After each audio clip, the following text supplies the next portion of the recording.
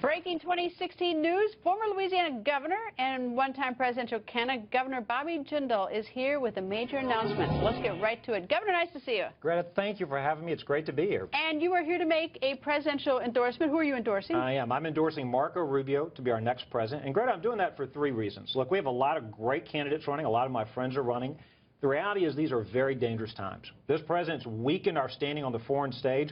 Our enemies don't fear us. Our friends don't trust us. Marco's been consistent about strengthening America's foreign policy. Haven't they all? I mean, haven't all the Republicans said that? I mean, they've all said they want to strengthen foreign policy or our national security. Well, but there are significant differences. Marco's consistently stood up to the threat of ISIS, radical Islam. And the others haven't? Well, look, I'm not here to criticize the other candidates. I've got friends that are running. I respect them. I've got friends supporting other candidates.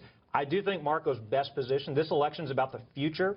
Look, I'm an ideas guy. We've got to turn the page on the Obama administration. I offer detailed policies through America Next. How do we rebuild our economy? Marco's doing that as well. And here's the third and important point.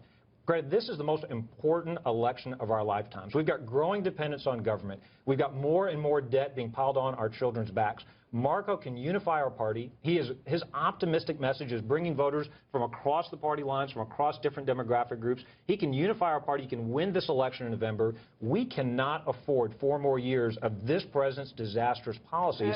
I think he's a principled conservative. I think he is the right guy to lead us forward. Let me play devil's advocate with you. First of all, you guys like Governors Kasich and Bush and Christie. They've actually had to deal with these problems in terms of the size of government, state governments. And then you talk about sort of unifying the parties. Is that I know a lot of Republicans weren't happy with the immigration deal, but Senator Rubio is unable to unify everyone behind his position. A couple of things. Look, Marco's been a principled conservative. I know some of his opponents are trying to say, well, he's part of the establishment. That's nonsense. He was a conservative when he took on Charlie Crist. He was a conservative as Speaker of the House in Florida. He's been a conservative in the United States Senate. He's got a great record of accomplishment. I think too many people in D.C. get caught up on, well, how many bills do you have your names on? He's done several things here. For example, he led the fight for sanctions on Hezbollah. He led the fight against the Obamacare bailout for insurance companies. He led the fight to give the VA power to fire executives not doing their jobs. But he led the fight. Did he accomplish those fights, though? He did. Those are three things that he passed. But Greta, the reality is the voters back home don't care. People here in D.C. argue, well, your name's on this bill or that bill. What they care about is it's harder to get a job in this economy. What they care about is that we got record numbers of Americans under this president on food stamps. The American dream is not about the government taking care of you. Marco has fought for the American dream. We're both children of immigrants. I don't think he takes the American dream for granted. I think he wakes up every day saying the American dream is about opportunity. You should be able to work hard, get a great education.